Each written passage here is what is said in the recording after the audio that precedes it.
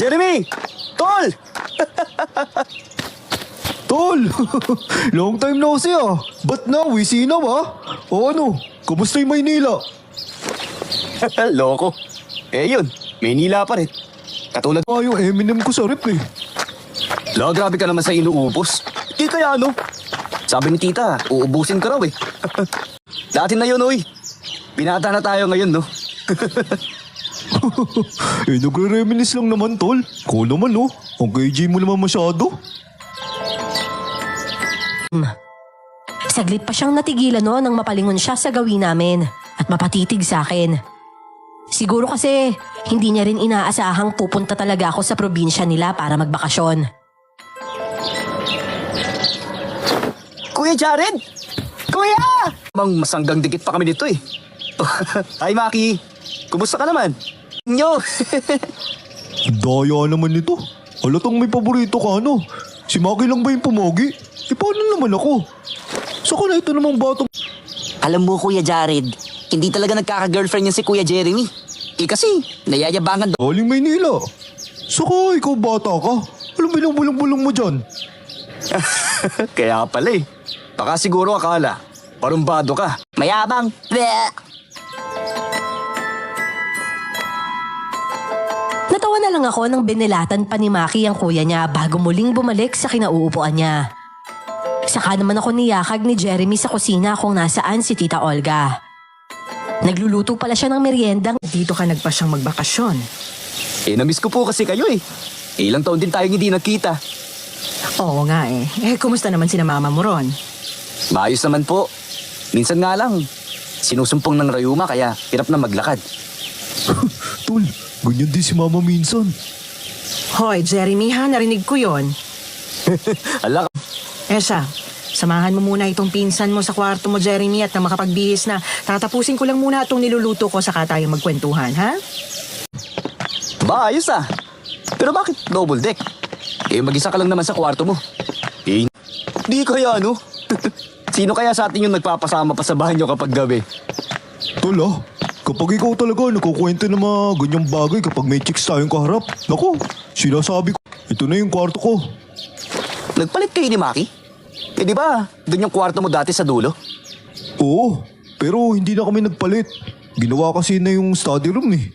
Alam mo na, para sure na walang sagabal. Ganun. Ako, siguradong marami tayong mahatak na chicks mamaya. Ang laking syudad ka eh. Sus! Hindi naman nila malalamang laking syudad ako eh. O tingnan mo nga mas maputi ka pa kaysa sa akin eh. At ano pa? Mas gwapo, di ba? Sus, maliit na bagay lang yan, tol. Ano ka ba? Saka it runs in the blood.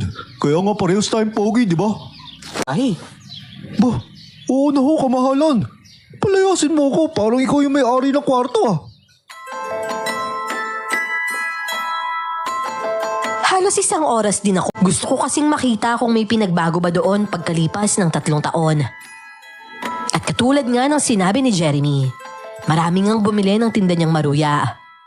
Pero hindi dahil sa kasama niya. Lalo na nang sumama rin sa amin sa paglalako si Dana, na pinsan naman ni Jeremy sa father side. Ako kasi, pinsan niya sa mother side. Oo, nirenovate kasi may bagong may-ari na. binenta pala talaga ni na Madam Gina yon, no? Sino naman ngayon ang may-ari ng bahay? At saka, may babae Hoy! Ba yung hangin? Ikaw talaga, ang dami mong alam. Aba, kasi nga, marami nagsasabi na aswang daw yung may-ari ng bahay na yon. Sus! Niniwala naman kayo kaagad. Bakit? Nakita niyo na ba na may inaswang ang may-ari sa bahay na yan? Tsaka kung aswang sila di ibig sabihin, aswang... Oo nga, tsaka hello, mas maganda kaya ako sa babaeng yun. Anjali pala ang pangalan niya. Ang ganda. Bagay na bagay sa kanya. Mukha kasi siyang anghel Pero ang sabi naman ng iba, hilalo naman daw ni Angeline na si Don Fernando, yun daw yung aswang Siguro kapag malapit na siya mamatay. Kahakang yan. Huwag ka magpapaniwala sa mga nagpapakalat niyan. Malay mo naman kasi kung totoo nga yun. O talagang inggit lang ang iba kasi, di ba? Mayaman sila. Baka naman naghahanap lang ng atensyon. O di kaya gumagawa lang ng issue. Para mahilo Talaga yung sila ng lolo niya. naman sila eh. Kaya may kasama pa rin sila. Pero iba pa rin ang pakiramdam kapag pamilya mo ang kasama mo sa bahay.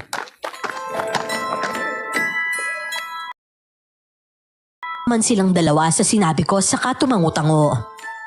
Nang mapadaan naman kami sa malaking bahay, nakita kong nakikipaglaro sa aso niya si Angeli. Ang ganda talaga niya, kaya hindi ko rin talaga maiwasang humanga. Kahit kasi morena siya ay makinis na niya naman kaagad.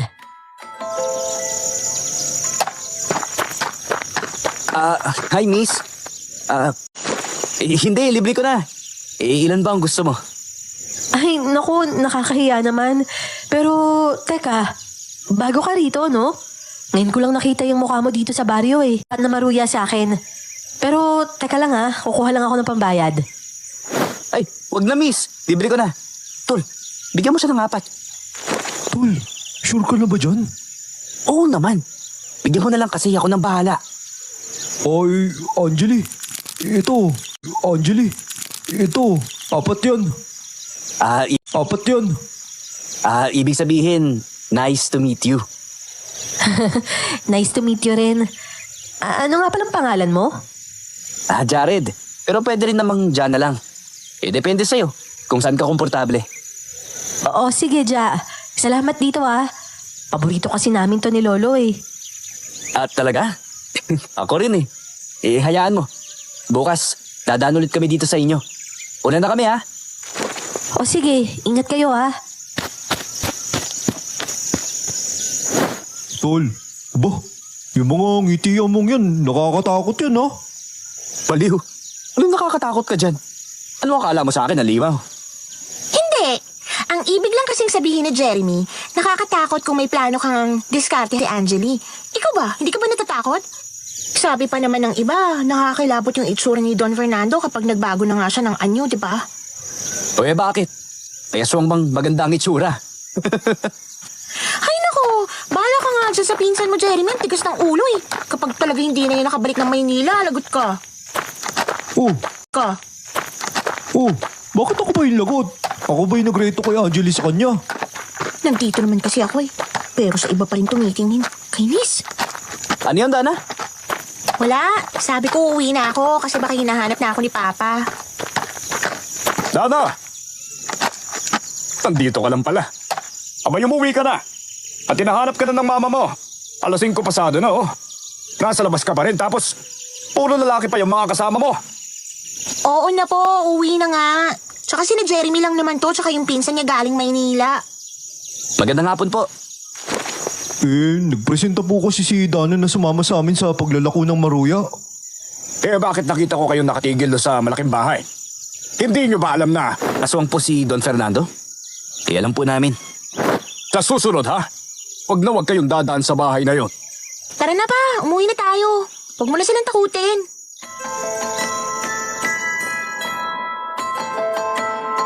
Natatawa namang napailing si Jeremy noon sa kanya ako inayang umuwi.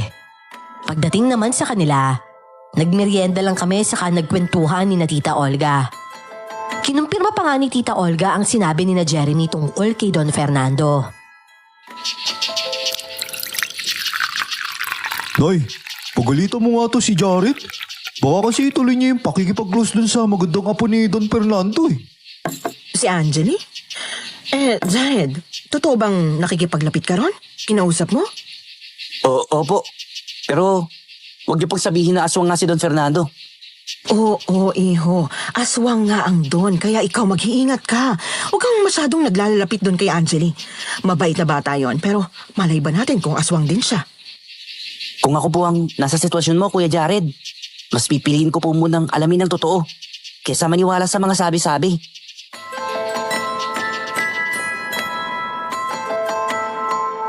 Napangiti na lang ako sa kaginuluang buhok ni Maki. May punto kasi siya at para sa akin, ganun din naman talaga ang gagawin ko. Naranasan ko na rin kasing mapagbintangan sa isang bagay na hindi naman totoo. Kaya alam ko ang pakiramdam na pinagchichismisan kahit na hindi naman talaga nila alam ang buong katotohanan. May ugali pa naman akong hindi naniniwala hanggat hindi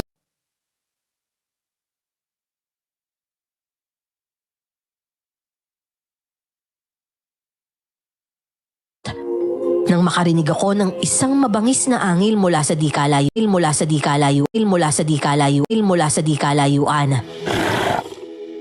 Buti na lang, patay na ang ilaw sa kwarto ni Jeremy noon, kaya madilim sa kinaroroonan ko.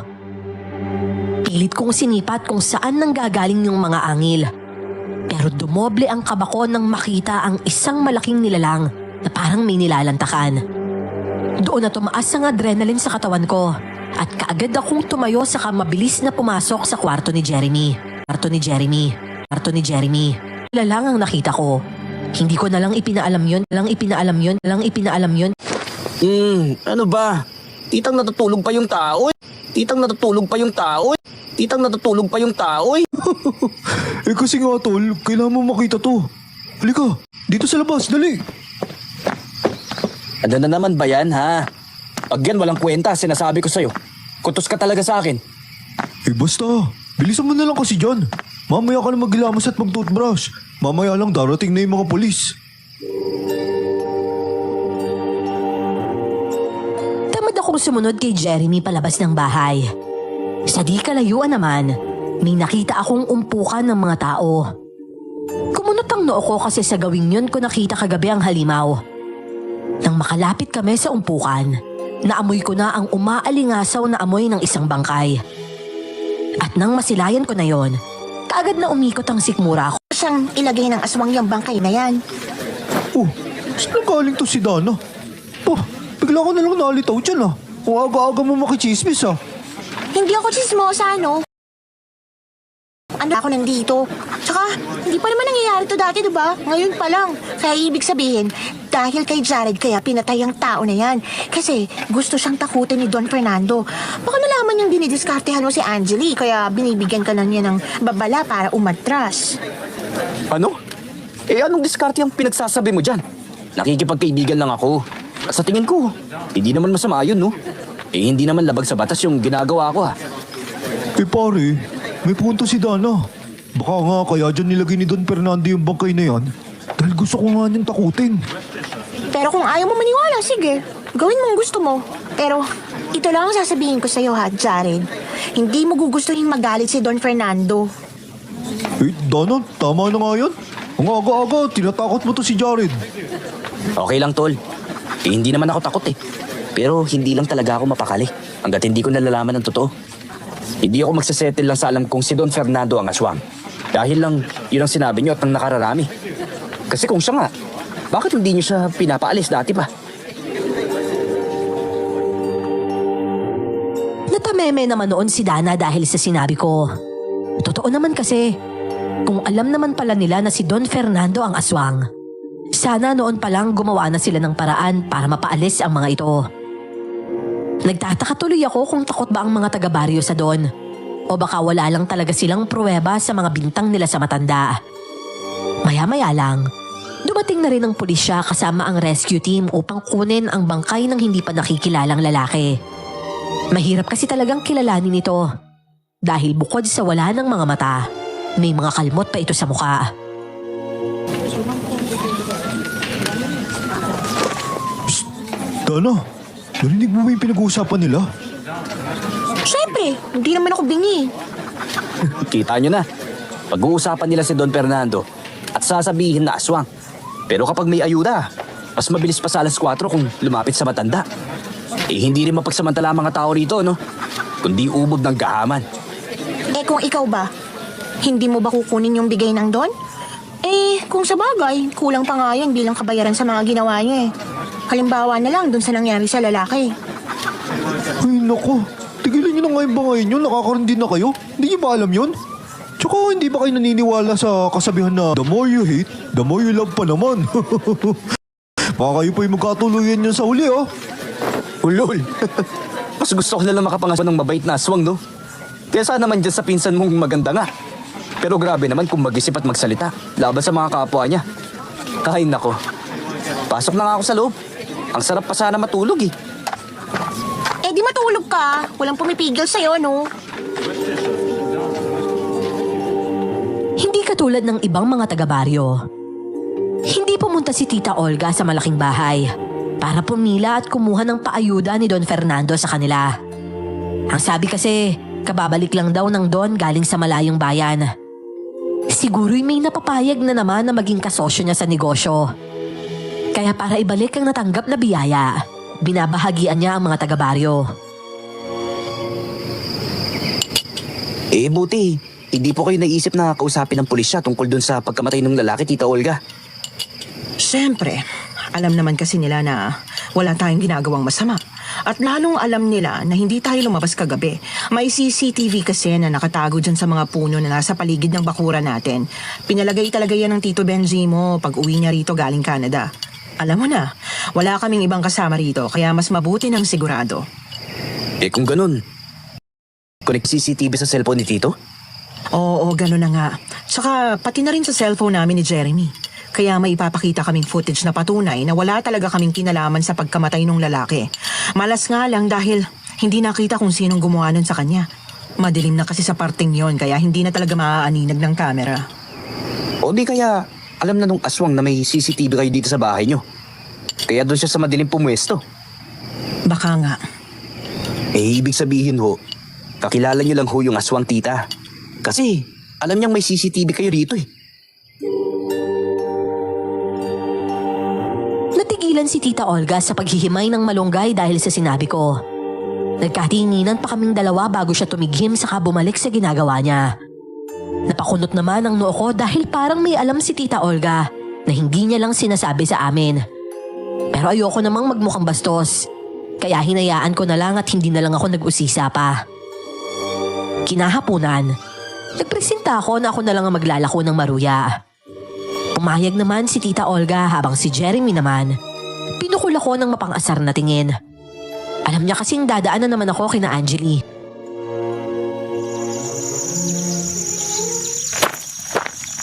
Oh, Jared, mag-isa ka lang yata ngayon. Nasaan na si Jeremy? Bakit hindi siya sumama? Paray naman, Angeli. Ako na nga yung nandito tapos iba pa rin yung hinahanap mo. Nakakasakit ka naman ng damdamin, no? Ang OA napansin ko lang kasi. Maruya? Oo, sige. Bigyan mo ako ulit ng 4. Pero hindi na libre to babayaran ko to. Di pera naman kasi ako eh. Tsaka ano ba naman yung 40? Sayang din yun. Pambili din yun ng ulam, no? Okay lang. May pera naman ako eh. Tsaka minsan lang ako manlibre. Ano ka ba? Hindi ko naman gagawin to sa iba eh. Ibig sabihin ba niyan, gusto mo ako? Hala, grabe. Hindi ka naman maprank, no? Ganun talaga. Ayoko kasi ng paligoy-ligoy eh. Pero kung hindi mo naman ako gusto, tsaka pa na yung punta mo dito sa amin, ihin, may gusto kang patunayan, no? Tama ako, no? Hindi naman sa ganun. Ikaw naman talaga ang ipinunta ko rito. Kaso, hindi ko lang talaga maiwasang mapaisip eh. Iniisip mo kung aswang ako. Tama ba yon? Hindi ako aswang. Hindi pa? Ibig sabihin? Oo, aswang nga si Lolo. Uy, bakit ganyan ka? Hindi ka ba natatakot na baka kung anong gawin sa'yo ng iba kapag nalaman nila yan? Alam mo ikaw, ang cute mo. Wala namang problema yun kasi alam naman na nilang lahat na aswang si Lolo eh.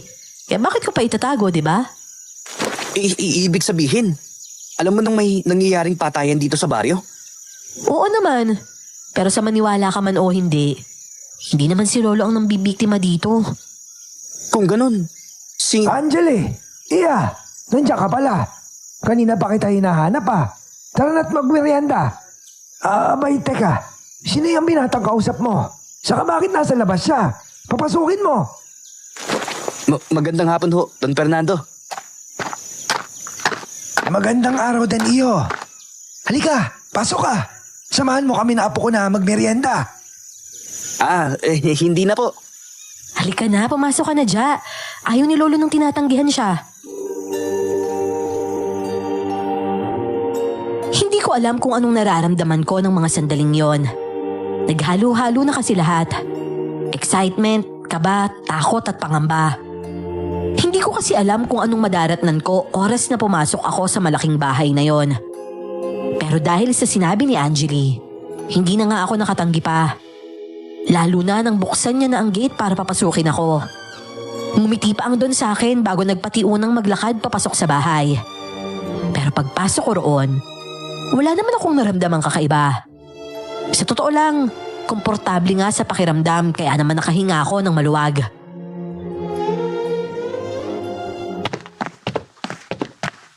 Angeli, Iya, samahan mo nga yung bisita natin sa hardin sa likod. Sasabihan ko na lang si Manang Nene na ihatid doon yung merienda natin. Oo, sige po, Lolo. Tara na, Ja. Wow, ang laki pala talaga ng bahay nyo, no? Akala ko, malaki na siya kapag nakita mula sa labas. Pero mas malaki pala talaga kapag papasok ka na. Nakakalungkot nga eh. Kasi kahit malaki tong bahay namin, dadalawa lang kami ni Lolo na magkasama sa buhay. Ang lungkot nga kapag ganun. Ang mga magulang mo ba, nasan? Ilang taon na silang patay, kaya nga kami lumipat dito ni Lolo. Sorry, naitanong ko pa. Ano ka ba? Okay lang yun. Tsaka matagal naman na yun. Nakamove on na rin naman ako. Isang kimingiti lang ang iginawad ni Angeli sa akin. Alam kong hindi totoo na hindi na niya dinaramdam ang pagkawala ng mga magulang niya. Dahil kitang-kita pa rin sa mga mata niya ang lungkot at pangungulila. Hindi na lang ako nagsalita pa at tahimik na sumunod lang sa kanya papunta sa hardin. Maya-maya lang, dumating na rin si Do. Pero hindi yung ngiti na nakakatakot, kundi yung ngiti na welcoming.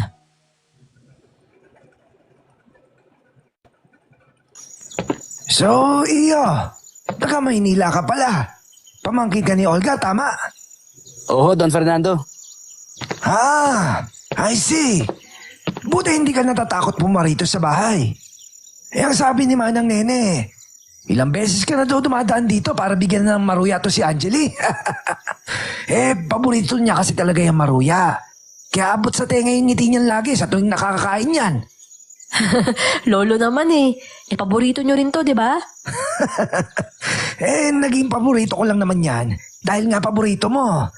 Yan na lang lagi hinahanap mo. Kaya pati ako, eto. Nahawa na sa'yo. Oo. Ubusin niyo na itong maruyang dala ko. Ako na akong bahala. Ay, nako. Iyo, teka nga. Ilan pa ba yan at babayaran ko na lang? Pandagdag din sa merienda natin. Teka lang ho. 7 piraso pa ho to. Bale, si Tenta, ano? Oh, ito na 100, ano? Keep the change, iyo. Nako. Huwag na ho. Sa akin na po yan. Ako pong bahala.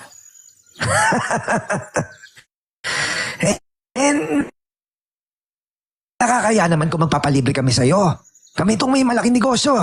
Kaya itabi mo na yan, ha? O siya, ayan na pala si Manang Nene, oh. Dala ng isang katulong na nasa edad 60 na ang isang tray na may lamang 3 baso ng juice at isang platito ng brownies. Paborito ko yon kaya naman ang sabihin ni Don na kumain na. Agad akong kumuha. Si Angeli naman at Don Fernando, maruya ang nilalantakan. Nagkwentuhan pa kami noon hanggang sa hindi ko na napansin ang oras at pasado 6:00 na yun ng gabi. Iyo. Maraming salamat pala sa pagpunta dito, ha? Talagang natutuwa ako sa iyo at napakarami mong kwento. Hindi tuloy natin namalayan yung oras. Ayos lang ho yun. Sige ho. Mauna na ho ako. Baka kasi nag-aalala na si Tita Olga. Sandali. Tatawagin ko lang si Estong. Ipapahatid na lang kita sa bahay ninyo at baka mapaano ka pa sa daan. Naku, hindi na ho. Malapit lang naman ho eh. Ako sige na Ja, magpahatid ka na. Gabi na oh, delikado na sa daan lalo pat may mga patayang nagaganap dito sa baryo. Napaisip ako noon sa sinabi ni Angeli. Ibig sabihin, naniniwala talaga siya na hindi si Don Fernando ang nambibiktima sa baryo, kundi ibang aswang. Pumayag na lang ako noon na magpahatid dahil baka humaba pa lalo ang diskusyon at mas lalo akong gabihin sa pag-uwi. Pero katakot-takot na sermon ang inabot ko kay Tita Olga nang makauwi na ako.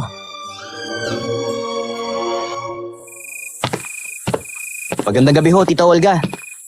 Saan ka galing, Jared? Alam mo namang delikado ng abutin ng gabi sa daan, di ba?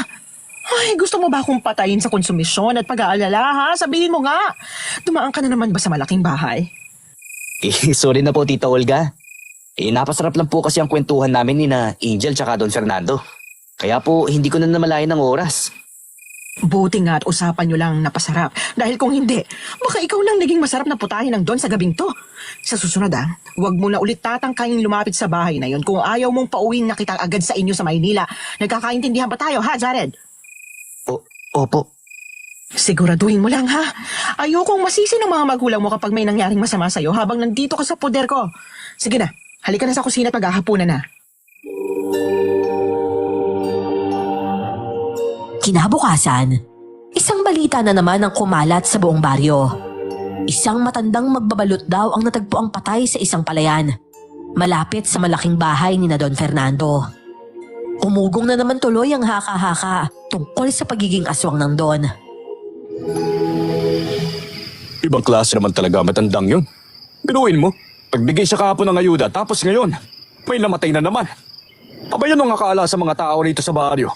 Patabaing baboy para may pangkonsumo siya. Pero nakita ko kayo kahapon doon kila Don Fernando, Tito Dennis Pumila pa nga kayo para kumuha ng bigay niyang bigas at grocery items. Sayang naman kung hindi tayo kukuha, hindi ba? Bigay niya yun . Kulang pa nga yun kung sakaling ako naman o ang anak kong si Dana ang maging biktima niya. Kasino lang ba ang 5 kilong bigas at ilang dilatat noodles? Kulang pa nga yun para sa isang linggong pagkain. Wala naman hong nakakita sa doon na siya yung bumiktima doon sa matandang nagbabalot. Siguro, maniwala na lang tayo kapag nakita na natin siya mismo na nagbabago ng anyo at naging isang aswang. Iho, kaming mga taga rito na sa baryo nagsasabi sa yung isa nga siyang aswang. Abay kung makapagsalita ka naman parang mas matagal ka pang naninirahan dito kaysa sa amin Palibasa kasi type niya si Angeli kaya pinagtatanggol niya si Don Fernando. Jeremy, hindi kaya nagayuman na tong pinsan mo? Todo protekta sa mga taong hindi naman niya lubusang kilala Sorry Dana hindi lang kasi talaga ako judgmental katulad nyo.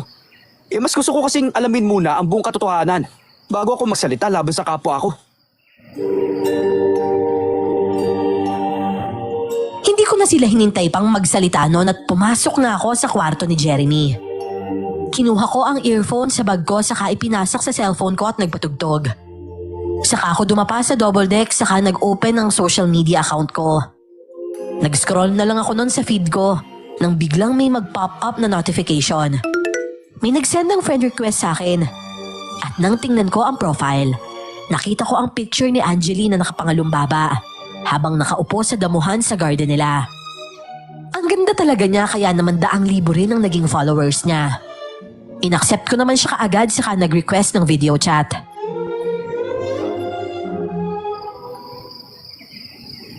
Oh, Ja, kumusta? Okay lang. Hindi yata ako makakasama sa pagtinda ng maruya kay Jeremy ngayon. Pinagalitan kasi ako ni Tita Olga kagabi. Naku, pasensya ka na dahil tuloy sa amin ni Lolo na pagalitan ka pa. Hindi naman. Wala naman sanang kaso yun kaya lang. Pinabi na kasi ako Ganun talaga, iniingatan ka lang ng tita mo. Pero, nabalitaan mo na ba yung nangyari dun sa magbabalot? Oo. Si Don Fernando na naman nga ang sinisisi nila May kopya ako ng CCTV namin sa likod bahay. Kapag nakita mo yon, malamang makikilala mo rin kung sino talaga yung aswang na nambibiktima dito sa baryo. Hindi agad ako nakatulog kinagabihan dahil sa mga sinabi ni Angeli. Para kasi akong na-excite sa isiping malapit ko nang malaman kung sino talaga ang aswang na pumapatay sa baryong yon. Hindi na ako makapaghintay na sumapit ang umaga para makapunta kina Don Fernando at panoorin ang CCTV footage na kuha sa likod ng bahay ni na Angeli. Kung saan makikita daw ang pagpaslang sa matandang magbabalot. Pwede namang isend sa akin ni Angeli ang kopya ng footage. Kaso, mas maganda talaga kung sa mismong monitor ko mapapanood yon. Para naman mamukuan ko kaagad kung sino ang tunay na salarin. At kinaumagahan naman. Oh, Tol, ang aga mo yata nagising. Hindi naman. Sadyang namali lang ang body clock ko ngayon. Kaya pala medyo namumula yung mga mata mo. Napuyat ka siguro kagabi, no? Anong pinanood mo? Ikaw, Lol, ano ako? Ikaw? Huwag ka nga malisyoso dyan. Ito, Magkape ka na lang. Nangkabahan ka naman dyan sa mga pinagsasabit mga iniisip mo. Asas, defensive ka lang eh. Napapailing na lang akong nagtimpla ulit ng kape ko saka kumuha ng pandesal sa puyo na nasa lamesa. Habang nagkakape, pinadalhan ko naman ng mensahe sa messenger app si Angeli na papunta na ako ron sa bahay nila. Mga bandang 9:00 yon. Pag-angat ko ng tasa upang uminom sana ng kape, nagulat ako nang bigla akong makakita ng isang mukha sa bandang likod ko. Buisit! Ikaw lang pala, Maki. Langya naman, oh. Ba't mabigla-bigla ka na lang sumusulpot? Natapunan patuloy ng kape tong damit ko. Ay, buti na lang at hindi masyadong mainit to, kundi lapnos talaga ang dibdib ko na ito. Sorry na po, kuya. Pero kuya, kayo na po ba ni Ate Angeli? Hindi ah. Bakit mo naman natanong? Tsaka, hindi ko pa nga nililigawan yun eh. Kaya paanong magiging kami? Friends na kasi kayo sa FB eh. Tapos, magka-chat pa kayo. Uy, si kuya pumapag-ibig. Yee! Ikaw talaga? Kulokoy ka, no? Ang bata mo pa pero yung mga nasa isip mo hindi pang bata. Mag-almusal ka na nga lang. Nasan ba si Tita Olga? Nasa palengke. Bumili na saging. Ano bang almusal dyan, kuya? O eto, pandesal lang naman ang nandito. Gusto mo ba ipagtimpla kita ng gatas? Uy, si kuya, nagpa-practice maging daddy. Ay, nako, ang dami mo talagang alam. O ano ba? Gusto mo ba o hindi? Gusto po. Gutom na rin po kasi ako eh. Pero kuya, sana po ipagtanggol mo si Ate Angeli. Lagi na lang kasi siyang inaaway ni Ate Dana eh. Paanong inaaway? Ay, hindi po ba kayo friends si Ate Dana sa FB? Lagi niya pong pinaparinggan si Ate Angeli sa mga post niya. Tapos sa comment section po sila nag-uusap ng mga kaibigan niya. Kaya nga po, hindi na pinapayagan ni Don Fernando na lumabas ng bahay nila si Ate Angeli para makaiwas sila sa guloy. Ganun ba? Ang akala ko, talagang mataray lang yan si Dana. Abay may tinatago rin palang pagkamaldita, no? Hindi naman po siya ganun dati. Kaso, lagi na lang si Ate Angeli ang maraming kaibigan nung magkaklase pa sila sa high school. Kaya ayun, nang may umusbong na may isang taong namatay sa malapit sa bahay ni na Ate Angeli, maraming na ring haka-haka na baka si Don Fernando pumatay dun sa tao. Hanggang sa bansagan na nga siyang aswang. Haka-haka lang naman yun eh. At saka, hindi naman nila nakita si Don Fernando na magbagong anyo ah. Sabi ng asawa nung namatay, nakita raw nito ang Don na naging aswang. Kaya nga, pinatay na lang ni Don Fernando yung tao na yun kasi nalaman na ang sikreto niya. Ay, Maki. Ano yung mga kinukwento mo kay Kuya Jared mo? Ikaw talagang bata ka? May pagkatsismoso ka rin, ano? Nahawa ka na rin yata sa mga tao dyan sa labas eh. Baka gusto mong maburo dito sa loob ng bahay. Ala, hindi po no. Nagsasabi lang naman po ako ng totoo eh. Tsaka ka na magkwento kung ikaw na mismo ang nakakita, ha? Kasi kung galing sa iba yung mga sinasabi mo, malaki ang posibilidad na gawa-gawa lang nila yon. Bakit po ikaw, mama? Hindi ba nga, naniniwala ka rin na si Don Fernando nga ang aswang? Pinagalitan mo pa nga si Kuya Jared eh. Kasi doon siya galing noong nakaraang araw tapos ginabi pa siya ng uwi eh. Maki, tama na yan ha. Hindi dapat natin sinasagot ang mga magulang natin. Kahit pa may rason naman ako. Oo, kahit pa tama ang rason natin, dapat hindi natin sila sinasagot. Pero kalmado naman po ako ah. Tapos, gumagamit pa rin naman po ako ng po. Hindi naman siguro kabastusan yun, Kuya Jared. Sinasabi ko lang naman po kung ano yung nasa isip ko eh. Napabuntong hininga na lang noon si Tita Olga. At ako naman, natulala. Tama naman kasi si Maki. Minsan talaga kung sino pa yung bata, sila pa yung may mas malawak na pangunawa sa mga bagay-bagay. Hindi sila kaagad ng huhusga base lang sa mga narinig nila. At ang mga lumalabas sa bibig nila, purong katotohanan lang. Pero kahit ganon, humingi pa rin siya ng sorry kay Tita Olga sa kaniyakap ito. Pagkatapos ko namang magkape, agad na ako nag-toothbrush at naligo upang gumayak para pumunta kina Angeli. Hindi naman na nagtanong si Tita Olga kung saan ako pupunta, kaya sinabi ko na lang na aalis ako at babalik naman kaagad. Tol, ano? Saan punta mo? Dyan lang. Talaga? Importante ba yan? Oo eh. Babalik din naman ako kagad. Sama mo lang ako, tol. Huwag na, ano ka ba? Saglit lang naman ako eh. Nakakatampo naman to. Akala ko nagbakasyon ka dito para mag-bonding tayo. Parang iba naman yata yung gusto mong kabanding eh. Tol, importante lang kasi talaga to eh. Buhay ang nakasalalay dito, kaya pakiusap lang.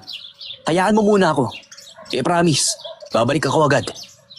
O sige, wala naman ako magagawa eh. 15 minutos na lakaran lang naman ang ginawa ko bago nakarating kina Don Fernando. Ngunit akmang kakatok na sana ako nang may dumating naman na tricycle. Akala ko dadaan lang yon pero tumigil yon sa tapat ng malaking bahay. Kaya naman napabaling ako doon. Tito Dennis? O Jared, iho. Anong sadya mo sa bahay na yan? Alam ba ng tita Olga mo na pumupunta ka dyan? Makikipag-usap lang naman po sana ako kay Angeli. Ganun ba? Walang tao dyan. Kaninang umaga, nakita ko silang lulan ng sasakyan. Hindi ko lang alam kung saan papunta pero magkasama sina Don Fernando tsaka yung apo niyang si Angeli. Ganun po ba? Oo eh.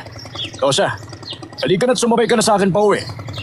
Sakto, puti na lang nadaanan kita rito. O, halika na.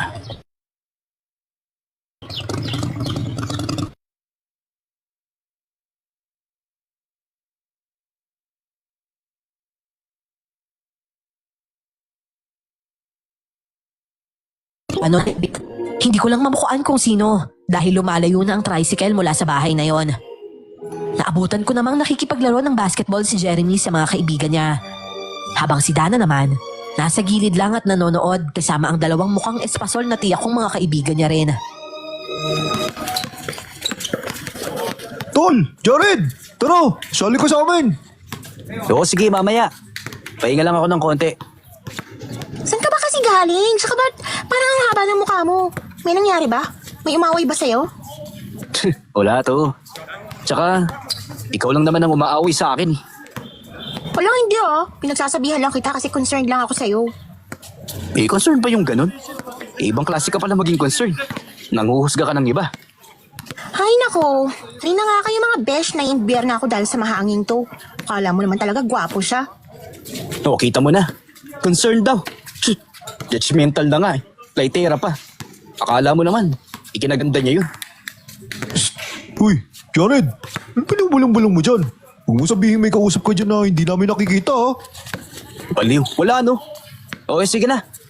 Sali na nga ako, para naman makalimutan ko tong pag-asar na nararamdaman ko. Kinagabihan naman, nawala na naman sa isip ko yung nangyaring kababalaghan ng mga nakaraang araw.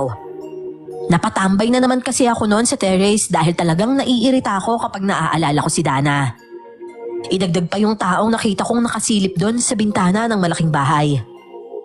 Pero hindi ko alam kung bakit nang umihip ang malamig na panggabing hangin. Humaplos yun sa balat ko at kaagad na nagsitindigan ng mga balahibo sa aking buong katawan. Papasok na sana ako noon nang may mahagip na naman ang mga mata ko mula sa dilim. Mas lalong gumapang ang takot sa buong sistema ko nang mapagtanto ko kung ano yon. Langya! Teka, parang tao yun oh. Isang babae? At saka, anak ng bitbit siya ng isang halimaw! Nanginginig ang mga kamay ko nang buksan ko ang pinto papasok sa kwarto noon. Nanunuyo na rin ang lalamunan ko dahil sa labis na kaba ng mga oras na yon. Hindi ko tuloy alam kung gigisingin ko ba si Jeremy o hihiga na lang din at pilit nakakalimutan yung nakita ko para makatulog. Saka ako naman narinig ang pagtunog ng cellphone ko. May isang chat doon galing kay Angeli na nagsasabing lumabas na naman daw ang aswang para mambiktima. At isang babae ang malaya nitong ninangasab sa likod pa rin ng bahay nila. Napapamura na lang ako nun sa isip ko nang mapagtantong baka yun yung halimaw na nakita ko kani-kanina lang. Kinabukasan, yun na nga kaagad ang balitang bumungad sa akin paglabas ko ng kwarto. Ay, grabe talaga yung patayang nangyayari ngayon dito sa baryo. Ilang tao nang napapaslang ng aswang na yun. Bakit tayo pa magsalita ng taong may alam kung sino talaga ang aswang? Maki, anong ibig mo sabihin? Kung alam naman po ng iba kung sinong pumapatay sa mga tao, bakit ayaw po nila magsumbong sa pulisya? Sa tingin mo, kapag nagsalita sila, papakinggan sila ng otoridad? Sino na lang ba naniniwala ngayon sa mga aswang? Tsaka magiging baliw ka sa paningin nila kapag nagsuplong ka na merong aswang na gumagala dito sa baryo natin. Kaya kung ako sa'yo, Maki huwag ka na mangialam ng issue pa ng iba. Ang gawin mo, mag-iingat ka at huwag nang lalabas kapag pasado alas 6 na ng gabi. Oh, tama ang Kuya Jeremy mo, Maki. Hayaan mo na lang silang problemahin ng problema nila. Ang mabuti pang gawin mo, mag-aral ka para naman pagbalik ng klase. Napabuntong hininga na lang nun si Maki saka nagpa siyang pumasok na lang sa kwarto niya. Ako naman, sinundan siya habang ang pansin ni na Jeremy at Tita Olga ay nasa kani-kanilang mga ginagawa. Maki, anong alam mo tungkol sa aswang? Wala po akong alam, Kuya Jared. Pero sina Mama at Kuya Jeremy po, siguradong meron po. Anong ibig mo sabihin? Narinig ko po kasi silang nag-uusap dati. Pinipilit po ni Kuya Jeremy si Mama na magsumbong kay Papa. Kaso sabi ni Mama, ayaw niya raw masangkot sa gulo ng iba. Paanong masasangkot? Teka, hindi ko maintindihan. Matalik na magkaibigan po dati si Mama tsaka yung nanay ni Ate Angeli.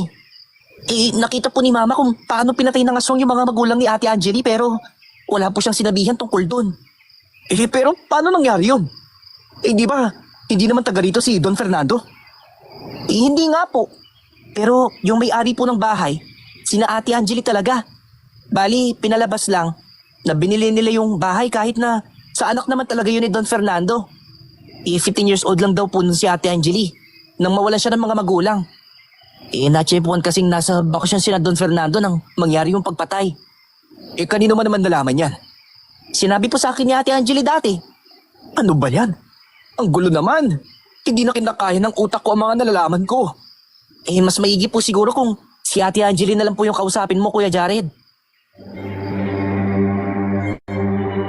Kating-kati na akong makausap nun si Angeli. Hindi kasi ako matatahimik hanggat hindi nasasagot ang mga katanungang gumugulo sa isipan ko. Kaya naman pagkatapos naming mag-almusal, nagpaalam ulit ako kay Tita Olga na lalabas lang sandali para pumunta sa tindahan. Ano namang bibilihin mo?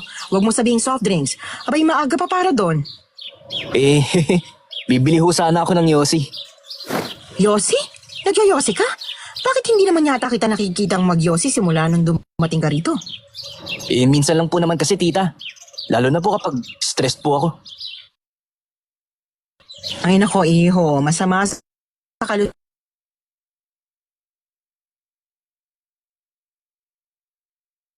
kalusugan yung pag-yossi.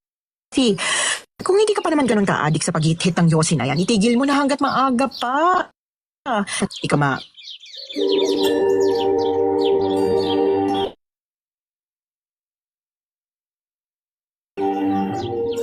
Ang totoo kasi niyan, hindi naman talaga ako nagyoyosi. Sinabi ko lang yon para hindi niya isipin na kina Don Fernando talaga ako pupunta. Buti na lang talaga, wala nang hadlang noon at naroon si Angeli sa bakuran nila at nakikipaglaro sa aso niya. Angeli! Oh, ay, Ngayon lang nakatsyempo Binawalan na kasi ako ni tita na pumunta rito, lalo na kapag hapon.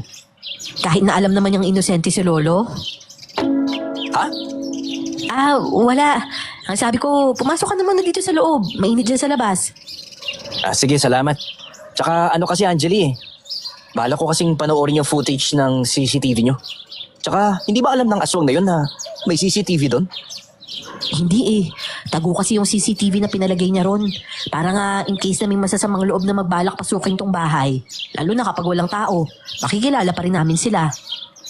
Alam mo naman yung modus ng mga taong gipit at lulong sa bisyo, di ba? Lahat gagawin nila para lang makapang-dekot ng mapapakinabangan nila. Buti na lang pala. May sikretong CCTV kayo doon. Sige na. Panood ako at baka sakaling makita ko kung sino yung hayop na aswang na yun. Sigurado akong kilala mo siya, Jared. Huwag ka na lang sanang mabibigla kung sakaling makilala mo nga kung sino yung aswang na pumapatay. Tahimik lang akong sumunod kay Angeli noon. Pumasok kami sa isang kwarto na parang opisina ang itsura. May lamesang kahoy sa gitnang dulo at swivel chair naman sa likod nito. Sa kanang bahagi naman, naroon ang isang LED TV na ayon kay Angeli ay 42 inches ang laki. Pinaandar niya yon at may pinindot sa remote at maya-maya lang. Lumabas na ang mga kuha ng CCTV sa iba't ibang bahagi ng bahay. Pinindot niya ulit ang remote para ma-review yung mga footage na kuha nga noong mga nakaraang araw. Ayan Jared panoorin mong mabuti ha. Diyos ko, kawawa naman yung babae. Abangan mo maya-maya lang, lilingon yung tao na yan. Hindi niya alam, may nakaabang palang CCTV sa lilingonan niya. Upo ko lang niya. Tito Dennis? Ngayong alam mo na kung sino talaga yung pumapatay. Ano nang gagawin mo? Sa totoo lang, hindi ko rin alam.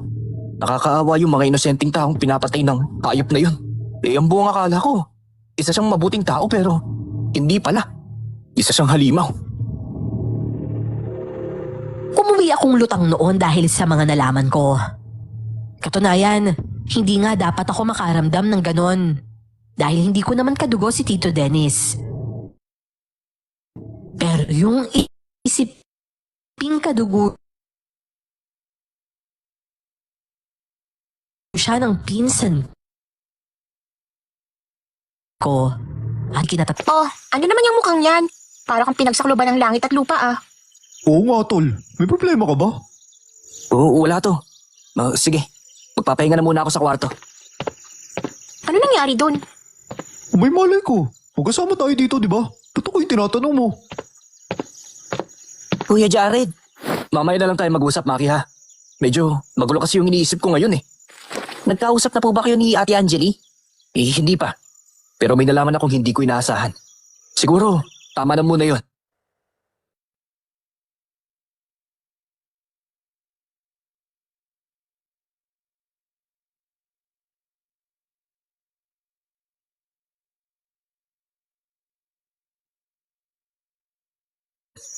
Dahil baka hindi kayanin ng utak ko ang mga nalalaman ko kung sakali. Sige po. Magpahinga ka na lang po muna. Pero kapag may tanong ka po, sabihan mo lang po ako ha. Nandito lang po ako sa kwarto ko. O sige, salamat ha. Ang bata mo pa para maging sandalan ng mga taong mas matanda pa sa'yo.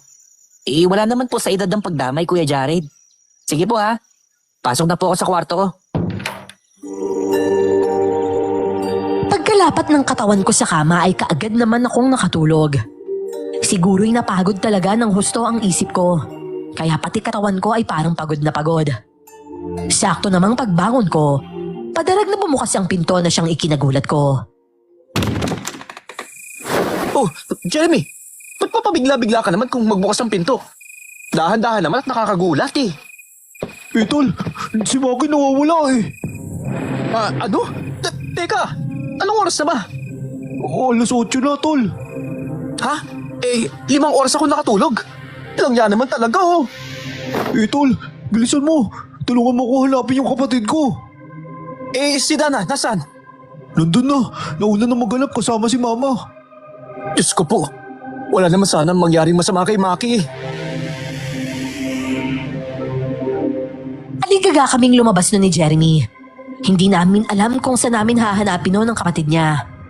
Ako naman, may hinala na sa kung anong nangyayari. Pero pilit kong iwinawak siyon sa isip ko. Ano ba kasing nangyari ha? Tsaka, walang iya. Patatagal ko naman nakatulog. Ewan ko nga rin eh. Kasi kanina paglabas niya sa kwarto, ang sabi niya may bibilihin lang daw siya saglit. Kanina alas 4 pa yun eh. Natapos na lang yung pinapanood namin ni Dana na movie pero hindi pa rin nakakabalik si Maki. Hayop na yan. Tanakin na Tito Dennis. Magpatulong tayo sa kanya. May tricycle siya, di ba? Ha? Pero wala si Tito Dennis kayo sa kanila eh. Nasa bayan, bumabiyahe. Ha? Bumabiyahe sa gabi? Pero kahit sinabi na ni Jeremy na wala doon si Tito Dennis, doon pa rin ako tumuloy. At Doon ay nakita ko nga ang tricycle ni Tito Dennis. Nakaparada sa harap lang din ng bahay nila. Eh, akala ko ba, bumiyahe si Tito Dennis. Bakit nandito pa yung tricycle niya? Kasi tol. Ano, Jeremy? Umamin ka nga sa akin. Alam mo, di ba? Alam mo kung sino yung tunay na salarin sa mga nangyayaring patayan dito sa baryo, hindi ba? Aminin mo! Tol. Umamin ka na! Oo, pero halika muna dito. Halika. Doon tayo sa walang masyadong tao. Hindi naman nila tayo maririnig dahil nasa loob na sila ng bahay nila. Ano ba kasing plano nyo, ha? Alam din to ni Tito Olga, di ba? Tito Olga? Alam ko rin kung sino ang tunay na namimiktima dito sa baryo. Pero bakit? Dahil nakakapagod na dyan. Ang hirap magpalaki ng mga anak kahit na may asawa ka nga pero nasa malayo naman. Nagawa kong itago ang lahat ng nalalaman ko dahil sa pangako ni Dennis sa akin. Langyahan naman, oh. Anong pangako ba yun, ha, Tita Olga? Na kapag namatay na si Don Fernando at magawa niyang mailagay sa kamay niya ang kapangyarihan na hawakan ng mana ni Angeli. Habang wala pa ito sa wastong edad, babahagian niya kami. Ano? Nagawa niyo manahimik dahil lang sa pera? Dahil sa pagkasam sa kayamanang hindi naman sa inyo? Anak lang, mas masahol pa pala kayo sa halimaw eh. Nasasabi mo lang yan kasi hindi mo alam ang nararamdaman namin, Jared. Ha? Ba't ako pa? Ako pang walang alam. Tita, buhay pa si Tito Ben. Nasa ibang bansa lang siya para magtrabaho para sa inyo. Pero si Papa, wala na siya. Tita, hindi mo ba naiisip na mas maswerte kayo? Kasi buhay ang padre de pamilya niyo samantalang ako. Kami ni Mama. Kinakaya na lang naming mabuhay araw-araw. Kahit pa nasasaktan pa rin kami sa mga pagkawala sa amin ni Papa. Pati sina Jeremy at Tita Olga noon, naiiyak na rin. Hindi ko kasi talaga akalain na yun lang pala ang dahilan kung bakit ayaw nilang magsalita. Akala ko natatakot lang sila kay Tito Dennis dahil nga aswang ito. At baka kung anong gawin sa kanila, oras na sabihin nila ang katotohanan sa mga otoridad. Pero sino nga bang maniniwala na may aswang pa sa panahong ito? Yan ang isa pa sa mga dahilang nakikita ko kung bakit hindi nga sila nagtangkang gumawa ng paraan para kalabanin si Tito Dennis. Kung natatakot kayong isuplong si Tito Dennis, ako na ang gagawa. Kailangan matapos na kademonyo ang ginagawa niya sa baryong to. Yun eh, kung magagawa mo. Angal! Tito Dennis! Dennis, kinuha mo ba si Maki? Nakikita mo bang may Maki dito? Wala, di ba? Kahit tignan nyo pa at balik rin ang bulsa ko. Wala siya dito! Huwag ka nga sarkasiko, Tito Dennis. Ilabas mo na si Maki! Huwag mo siyang itamay dito, pakiusap naman oh! At ngayon magmamakawa ka na sa akin? Tignan na lang natin ang tapang mo, bata. Kung gusto niyo pang makita buhay ang bata, sumama kayo sa akin! Hayop ka! Hintay mo ako! Jared, wag! Wag kang sumama sa kanya. Hayaan mo kaming ayusin ang gulong to. Pero tita, si Maki po yun. Pinsan ko yun, kaya hindi ako mapirmi lang sa isang lugar. At maghintay na, makabalik kayo nang walang kasiguraduhan. Bago pa ako mapigilan ni na Jeremy at Tita Olga, mabilis na akong sumunod kay Tito Dennis. Binagtas ko ang daang tinahak niya kanina at saktong madaraanan nun ng bahay ni na Angeli. Lalagpasan ko na sana ang malaking bahay nang biglang lumabas naman si Angeli.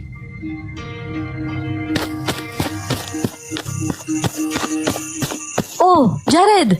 Gabi na! Saan ka pupunta? Si Tito Dennis, kinuha niya si Maki. Ano? At anong gagawin mo? Susundan mo siya nang wala kang dala? Kailangan ko mabawi ang pinsan ko sa kanya, Angeli.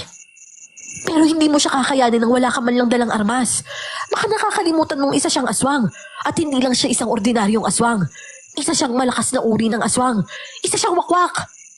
Ano kailangan kong gawin? May sandata ka ba diyang pwede kong gamitin laban sa kanya? Meron dito.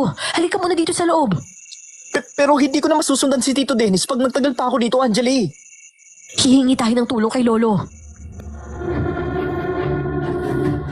Nag-aalangan man ay sumama na lang ako sa loob ng bahay nila. Dumiretso muna kami ni Angeli sa kusina nila at kumuha siya ng plastic at nilagyan yon ng mga bawang at asin. Ito Jared mabisang pangontra to sa kanila. Nasusunog yung balat nila kapag nadampian ng asin at bawang. Totoo pala yung mga napapanood ko sa pelikula.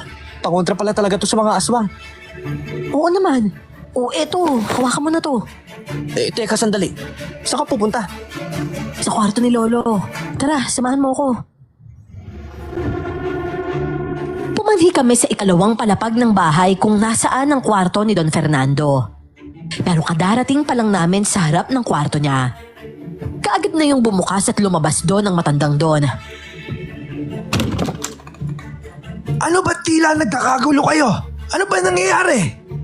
Lolo, si Maki daw po, tinangay ni Tito Dennis. Ano ka mo? Abay, napakawalang niya naman talaga ng damuhong yun. Pati ba naman bata pag-interesan niya? Pero hindi ko na alam kung saan na po siya nagpunta. Kaya po hihingi sana ako ng tulong sa inyo, Don Fernando. Baka ako, may paraan kayo para matuntun natin kung saan dinala ni Tito Dennis si Maki. Saan bang direksyon siya pumunta? Papuntang taniman ho yata. Dito po kasi siya dumaan eh. Baka gubat sa dulo ng taniman siya nagpunta. Nako, ang mga wakwak pa naman mga tuso. Ano kaya kung ako na lang pumunta doon upang kunin si Maki? Hindi ho. Sasama ho ako. Pinsan ko po si Maki kaya responsibilidad ko po siya. Kung gayon, halika na. Angeli, Iya, kunin mo yung butot pagi na nasa kahon. Doon sa ilalim ng lamesa ko sa study room.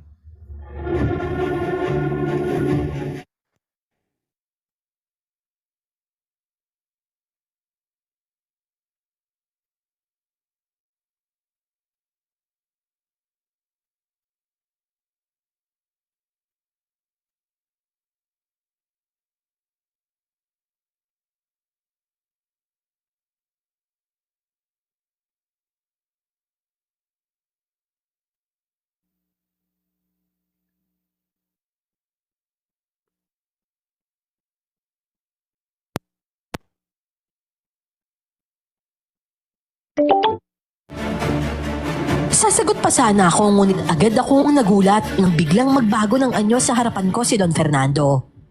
Naging isa siyang napakalaking nilalang na may itim na balat at mahabang puting buhok. May pangil din siya at mahahaba rin ang kanyang mga kuko. Diyos ko! Totoo pala talagang isa ho kayong alimaw. Grabe ka naman sa limaw, iho. Oo, isa nga ako aswang pero hindi ako nambibiktima ng mga inosenteng tao. Ang gahamang wakwak na si Tito Dennis ang dapat mong katakutan, Jared. Mabait si Lolo at sa totoo lang, siya yung pumipigil sa mga patayan dito minsan. Kaso lang, natsyempohang nasa business trip minsan si Lolo. Kaya tuwing nagdadala ng biktima yung wakwak sa likod bahay, walang sumisita sa kanya. Hindi naman pwedeng ako dahil baka naman ako yung puntiryahin niya. Napakahayop talaga ni Tito Dennis. Hindi ko inaasahan na ganito pala siya kawalang hiya. At ngayon, alam mo na kung ano yung totoo. Iyo, handa ka na ba? Kailangan na nating umalis. Opo, Don Fernando. Muntikan pa akong mapasigaw noon nang bigla akong bitbitin ni Don Fernando at ipasampa sa likod niya. Ako naman, mahigpit na napakapit sa kanya at ilang saglit lang ay naramdaman ko ng para kaming lumulutang sa ere. Teka, lumilipad na ho ba tayo? Bakit tayo lumulutang sa ere? Wala naman kayong pakpak ah. Ibang klase. Ganito talaga kami mga gamunan, iyo. May kakainan kami lumipad kahit wala kami pakpak. Ang astig nyo naman ho pala, Don Fernando. Ayun na. Nakita ko na yung pinsan mo. Pagkasabi no ni Don Fernando ay mabilis siyang lumapag sa lupa. Nang maibaba niya ako ay nakita ko nga si Maki na walang malay. Nakabitin siya sa puno ng patiwarek. Diyos ko! Maki! Don Fernando, tulungan niyo po si Maki na may ibaba mula dyan sa puno. Pakiusap po! Hayop talaga yung Dennis yan. Sino naman kaya nilalangan nasa matinong pag-iisip at ipipitin ng mga bata na patiwarek? O ayan, naalis ko na siya mula sa puno. Kalagan mo na siya sa pag-aagapos. Bilisan mo! Ibang klase. Ikaw pa talaga ang pumunta rito, Tio Fernando. Ano? Tiyo? Magtiyuhin kayo? Ganoon na nga, iyo. Pero yan kasing matandang yan. Nakahawak lang ng yaman. Hindi na agad nakakakilala ng kamag-anak niya. Sino kaya sa atin yung hindi nakakakilala sa kamag-anak? Ha? Bakit, Dennis? Nung kayo ba meron, kilala niyo ba ako? Kinilala niyo ba kami bilang mga kamag-anak ninyo? Hindi, di ba? Masyado kayong dumedepende sa yaman niyo. Kaya ngayon kami naman na meron. Nagpupumilit ka pumasok sa buhay namin. Gahaman ka, Dennis! Kayo ng pamilya mo! Hindi mo alam ang sinasabi mo, tanda. Ikaw ang pilit na lumalayo sa amin. Hindi na namin problema yon kung sadyang ma-pride ka at ayaw humingi ng tulong sa amin noon. Hindi pride ang pinag-uusapan natin dito, Dennis. Kundi ang pagkagahaman mo. Gusto mo akong patayin, di ba? Bakit hindi natin simulan ngayon? Huwag kang atat. Dahil darating ka rin dyan. Don Fernando, nagbabago na ho siya ng anyo. Bakit hindi niyo na po siya kalamanin? Dahil hindi ako pumapatol sa mga mahinang nilalang. Hindi ko siya kaya paslangin sa anyong tao niya. Patas ako kung lumaban iyo. Kaya hihintayin ko siyang tuluyang makapagbago na anyo. Saka kami maglalaban. Lakas laban sa lakas! Humanga talaga ako noon kay Don Fernando. Kahit pa kasi sabihing isa siyang aswang ay may prinsipyo pa rin siyang sinusunod. Kinalagan ko na lang si Maki noon at pagkatapos ay isinandal ko siya sa katawan ng isang malaking puno. Wala pa rin siyang malay noon at hindi ko alam kung may ginawa ba sa kanya si Tito Dennis kaya ganon. Sinuri ko naman ang katawan niya at wala naman siyang malubhang pinsala. Tanging mangilan-ngilang gasgas lang sa mga braso at binti. Nang mapagawi naman ang tingin ko kay Tio Dennis, para akong lalamunin ng takot dahil sa kahindik-hindik niyang itsura. Ngayon, Tandang Fernando, subukan mo ang lakas ko. Sa tono ng pananalita mo, parang minamalit mo yung kakayanan ko ah. Porkit hindi ako kumakain ng sariwan laman at dugo ng tao. Mahina na ako. Pero dyan ka nagkakamali. Kagad na sinugod ni Don Fernando si Tito Dennis. Mabilis ang galaw ng Don at tila sumasabay lang siya sa hangin. Narinig ko na lang ang pagdaing ni Tito Dennis. Sinyales na natamaan siya ni Don Fernando. O ano? Ngayon, sabihin mong mahina ako, Dennis! Huwag kang pakampante, tanda. Dahil nagsisimula pa lang tayo. Etok sa'yo! Sige ba, Dennis? Siluhin mo ko gamit yung pakpak mo kung kaya mo! Huwag kang magmadali. Dahil mayayari ka rin sa akin. At ang mga mong lupa! Halos hindi ko na makita ang mga galaw ng dalawang aswang dahil sa sobrang bilis ng mga ito. Hindi pa nakatulong ang mga dahon at mga sanga ng matataas na puno na humaharang sa sinag ng buwan na nagsisilbi naming tanglaw noon. Pero hindi ko inaasahan. Imbis na patamaan si Don Fernando ay sa amin dumiretso si Tito Dennis. Iyo! Ang buntot bagay! Hoy, aswang! Tanggapin mo to! Pangyamas kang babae ka. Paano ka nakarating dito? Walang yakat dito, Dennis. Pagsisisihan mo, kinanti mo ang sarili mong kadugo.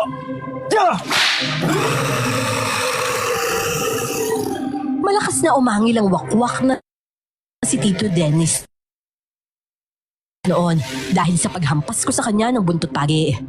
Pagkatapos, muli siyang dinaluhong ni Don Fernando at pinaulanan ng suntok sa sikmura. Ilang sandali pa, natigilan kaming lahat ng humiyaw ng malakas si Dana. Papa! Mawalang niya kayo! Anong ginagawa niyo sa papa ko?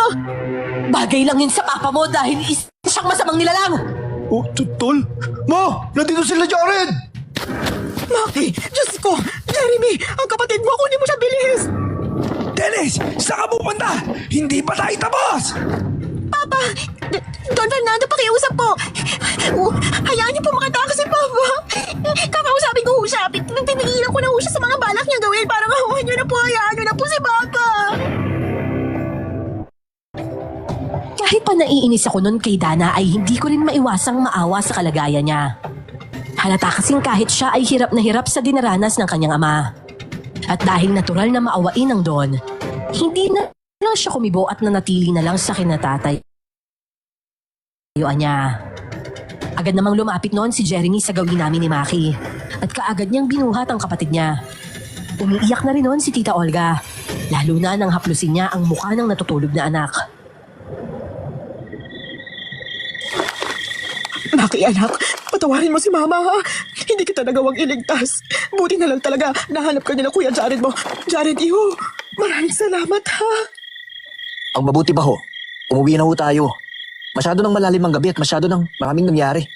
Kailangan na po nating lahat na magpahinga. Lolo, ito po oh. Dinalahan po kita ng roba. Pwede ka na pong magpalit ng anyo. Salamat, Iya. Hinintay lang namin noon na makapagpalit si Don Fernando. At sabay-sabay na kaming lumabas sa gubat na yon na nasa gawing paanan na pala ng bundok. Tahimik lamang si Dana noon na nakasunod sa amin. Habang si Angeli naman, kasabay ni Don Fernando sa paglalakad. Sinabayan ko na lang si Dana noon at hindi ko napigilan ang sarili kong kausapin siya.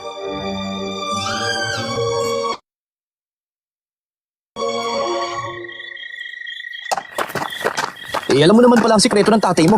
Pero bakit pinilit mo pa rin siyang pinagtakpan sa pamamagitan ng paninisi sa iba? Dahil mas matimbang ang tatay ko kaysa sa kung sino pa man. Kahit na gumawa siya ng masama, nakatim ng konsensya mong makita ang mga taong pinapatay ng tatay mo. Tapos ikaw, nananahimik lang sa isang tabi. Huwag ka nalang makialam, Jared. Hindi mo kasi ako naiintindihan, kaya pakiusap, lubayan mo na lang ako. Mabilis na siyang naglakad noon at kina Jeremy na lang sumabay.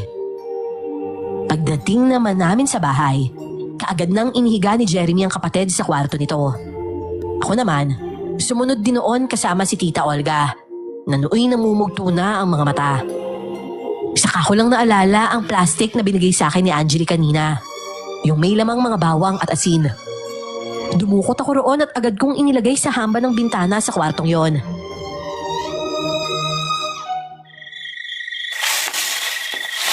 Saan naman yan galing, iho? Kina Angeli po, tita. Sayang nga po't nakalimutan kong gamitin kanina sa aswang eh. Pero tol, salamat talaga dahil hindi ko nagdalawang isip na tulungan kami na mahanap si Maki. Pinsan ko si Maki, Jeremy. Sino-sino pa ba magtutulungan kundi tayo rin, di ba? Pero, bakit naman kinuha ni Tio Dennis si Maki? Akala ko ba, may kasunduan kayo? Dahil marami nang nalalaman yung batang yan. Si Maki kasi yung tipo ng bata na lahat na lang ng bagay aalamin. Kapag may nalaman siya, hindi siya titigil hanggat hindi siya naliliwanagan. Ikakapanood niya yata ng Detective Conan yan eh.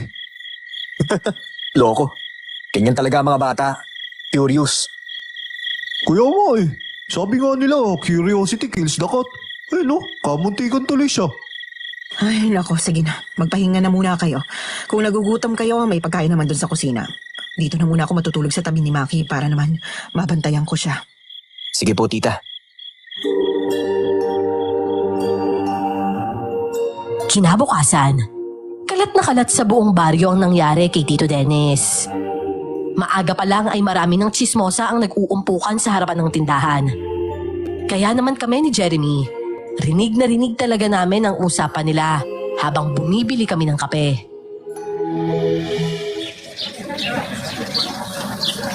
Ano raw? Ipinagkalat din Tio Dennis na munti ka na siya mabiktima ni Don Fernando?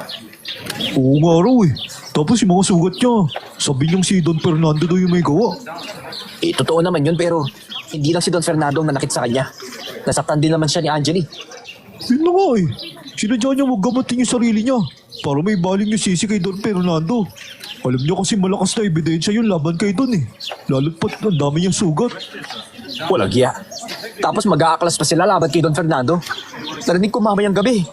Plano nilang sugurin si Don Fernando sa bahay nila. Tol, papahamak si na Angeli. Kailangan niya itong malaman kaagad. Patakbo kong umuwi sa bahay nila tita noon at saka dumiretso sa kwarto ni Jeremy para kunin ang cellphone ko. Iniwan ko kasi yon dahil nga naka-charge. Nang makuha ko naman ang cellphone ko, kaagad kong ini-on ang data para i-chat si Angeli. Walang iya, offline pa. Ay, Eh, ano kaya kung puntahan mo na lang, tol? oo nga. Pakisabi na lang kay tita, lumabas ako saglit ha. O sige, tol. Mag-iingat ka ah. Baka pati ikaw, gawan ni Tito Dennis ng kwento, madamay ka pa sa gulo. Wala akong pakialam, tol. Simula nang nadesisyon akong alamin ang totoo sa likod ng tunay na aswang na pumapatay. Sangkot na ako sa gulo. Pero huwag ka mag-alala. Mag-iingat naman ako. Hindi ko lang alam kung humaba ba ang oras o umikli lang ang daan dahil wala pang 10 minuto. Nakarating na ako kina Don Fernando. Katulad ng dati, nadatnan ko na naman si Angeline na nakikipaglaro sa aso niya, na para bang walang anumang banta sa buhay nila. Nang makita niya ako, isang malawak na ngiti ang iginawad niya sa akin. Saka ako pinagbuksan ng gate. Oh, ang aga mo ah. Kumusta na si Maki? Maayos na siya. Hindi niya rin alam kung anong nangyari kagabi. Siguro, sinadya talaga siyang patulugin ni Tio Dennis. Mabuti naman kung ganun. Ikaw, kumusta ka naman? Maayos ako, Angeli. Pero kayo, kailangan ninyong maghanda. Ha? Bakit naman?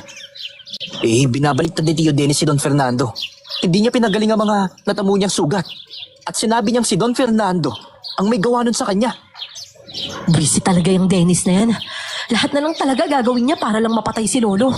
Pero doon siya nagkakamali dahil hindi siya magtatagumpay sa mga binabalak niya.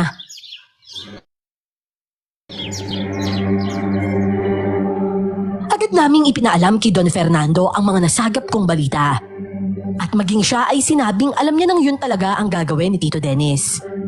Tuso kasi talaga ito at masyadong bilib na bilib sa sarili. Kaya naman kami noon, nagplano na ng mga hakbang na gagawin para maibalik kay Tito Dennis ang sisi. Mamayang gabi, siguradong susugod dito yung mga taga-baryo para patayin ako. At sigurado ako na pamumunuan nyo ni Dennis. Ang mainam na gawin nyo, sa harap na maraming tao, batuhin nyo ng pangontra si Dennis. Dahil duda ako na makakapalagpas siya noon.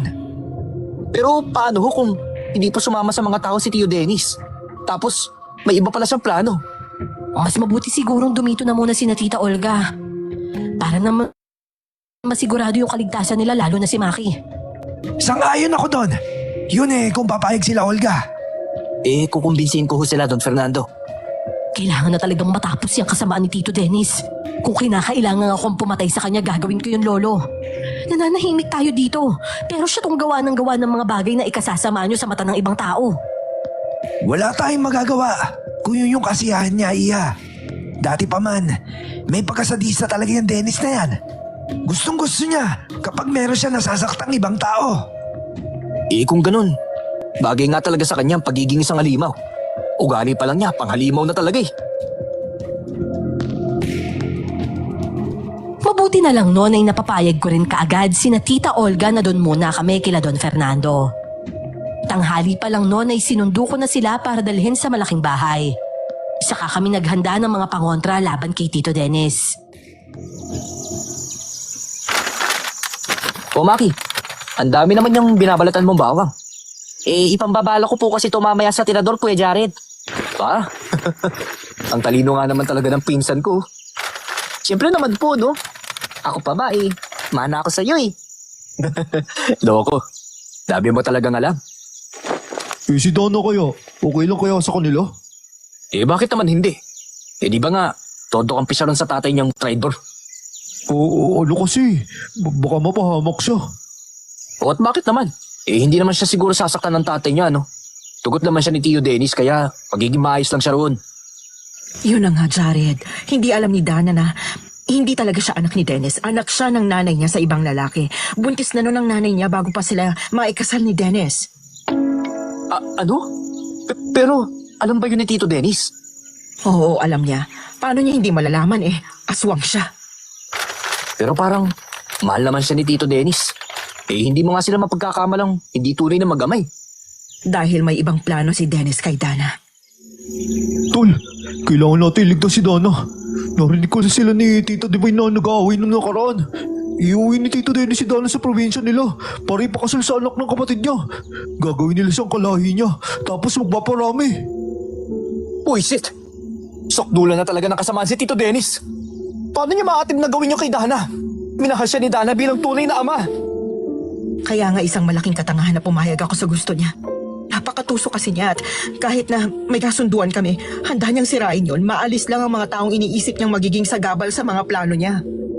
Pero bistado na siya ngayon. Ang kailangan na lang natin gawin, mag-ingat at hihanda ang mga sarili natin sa mga gagawin niyang pag-atake.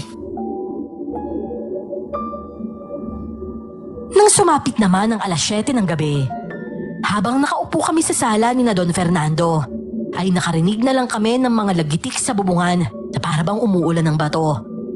Kaya naman sumilip ako nun sa bintana at nakita ang mga tao na nasa labas ng bakuran ni Don Fernando. Binabato nila ang bahay.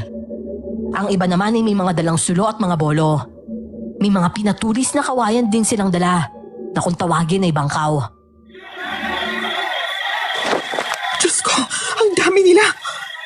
Tama ho kayo, Don Fernando. Si Tito Dennis nga ang nangunguna sa kanila. Mabuti naman kung ganon. Tuloy tayo sa plan A. Don Fernando! Ano na? Nandito na ang mga tao. Bakit hindi mo kami harapin at pabulaanan ng mga paratang sa'yo? Ibig sabihin ba nito? Inaamin mo ng isa kang aswang? Isang aswang na pumapatay ng mga inosenteng tao rito sa baryo? Ang ingay naman po ng mga tao sa labas. Ang dami nila. Huwag kang mag-alala, Maki. Hanggat nandito kayo sa loob ng bahay namin, hindi kayo mapapano. Lalabas na ba tayo, Don Fernando? Oo, kaya maganda na kayo. Alam niyo na kung kailan niyo dapat siya paulanan ng mga pangontra. O sige ho, Don Fernando. Taas noong lumabas noon si Don Fernando. Agad namang natahimik ang mga tao habang ang ilan naman ay nagsimulang magbulungan. Napakalaki ng pagkakangisi no ni Tito Dennis na akala niya siya na ang panalo sa pagkakataong yon. Kami naman, umikot sa likod ng bahay papunta sa mga tanim sa hardin na nasa harap ng bahay. At doon kami nagtago. Dala namin ang mga pangontrang gagamitin namin laban kay Tito Dennis. Ano't naparito kayong lahat? Lalo ka na, Dennis. Anong pakay mo? Gabi na. Huwag ka nga magmangamanga, Don Fernando. Alam na namin lahat ang baho mo. Napilit mong tinatago sa pamamagitan ng pagbibigay ng ayuda sa amin. Akala mo naman, matatakpan doon ang kahayupang ginagawa mo sa mga kabaryo ko. Nagpapatawa ka ba, Dennis? Bakit kaya hindi mo sabihin sa sarili mo yan? At bakit ko na magagawin yon? Ako ba ang aswang? Eh bakit? Hindi nga ba? Mga kabaryo, may nais lang ako ipakita sa inyo. At kapag napanood niyo ito, kayo nang bahalang umusga. Pagkatapos noon ay agad na bumukas ang projector at tumama yon sa puting pader sa harap ng bahay ng Don. Pagkatapos, may isang video na kuha ng CCTV ang nagplay doon. Makikita sa screen ang isang halimaw na may bitbit na isang dugo ang babae.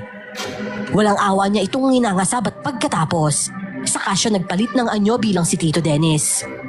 Nagulantang ang mga tao at nagsimulang ambahan ng kanilang mga sandata si Tito Dennis. Huwag kayo maniniwala sa simpleng video na yon. Malay ba natin kung edited yon? Mayaman si Don Fernando at kaya niyang manipulahin ang kakarampot na ebidensyang yon para ako ang lumabas sa masama. Ha? Talaga ba? Eh paano mo ipapaliwanag to? Mga bata, ngayon na! Anong? Mga buwisit kayo! Alay! O ano? Kaya pa ba ng balat mo, Dennis? Bakit kaya hindi mo pakita sa mga taga-baryo yung totoo mong pagkatao? Ilabas mo ang tunay mo anyo, halimaw! Buwisit ka talaga, matanda ka. Akala mo matatakot ako sa inyo? Kahit gaano pa kayo karami. Ubusin ko kayo! Angeli, Maki! Pumasok na kayo sa loob, bilisan nyo! Sa harapan ng lahat ay unti-unting nagbago ng anyo si Tito Dennis. Naging isa siyang mabalasik na nilalang na may kahindik-hindik na itsura. May mga pakpak din siya noon na may tulis at talagang nakakatakot siyang tingnan. Ang mga taong nasa malapit niya noon, nagsimulang lumayo pero isang babae ang nahigit niya habang tumatawa ng malakas. Ito pa ang gusto niyong makita, ha? Ito ba? Oo, sige na. Ako na ang masama. Kaya naman tignan niyong maigi ang gagawin ko sa babaeng to! Diyos ko! Tio Dennis! Wag! Tila ba nang hina ang mga tuhod ko nang makita kung paano sinakmal ni Tito Dennis ang leeg ng babae. Nagkikisay pa ito habang tumutulo ang sariwang dugo mula sa sugat nito sa leeg. Si Tito Dennis naman, humarap pa talaga sa mga tao at ipinapakita sa kanila ang ginagawa niya. Na para bang proud na proud pa siya. Dahil sa inis ko, agad kong kinuha ang buntot pagi mula sa gilid ko at agad na lumabas sa gate. Mula sa likod ay ubod lakas ko siyang hinampas ng buntot pagi, dahilan upang mapadain siya at mapabaling sa direksyon ko. Ano, Jared? Gusto mo na rin bang mamatay katulad ng babaeng to, ha? Pues, pagbibigyan kita. Sige, patayin mo ako kung kaya mo. Halimaw! Walang habas kong pinaghahampas si Tito Dennis gamit ang buntot pagi noon.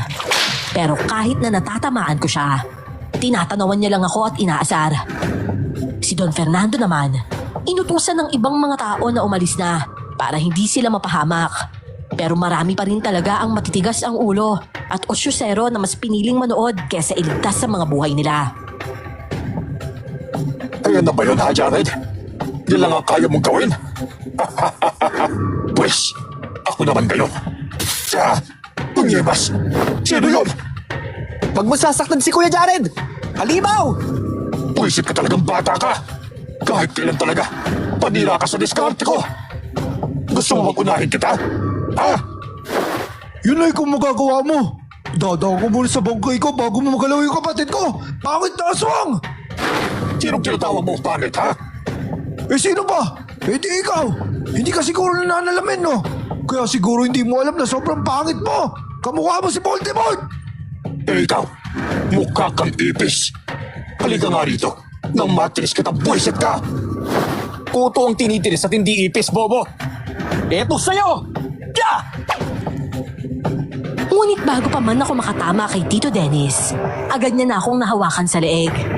Pinauulanan naman noon ng mga binalatang bawang ni na Jeremy at Maki si Tito Dennis. At kahit na umuusok na ang balat niya dahil sa mga tama noon, parang wala pa rin siyang pakialam. Tutok na tutok kasi siya sa pagsakal sa akin na para bang gusto niya talaga akong patayin. Jackal, bitawan mo kung ayop ka! Hindi ako makahinga!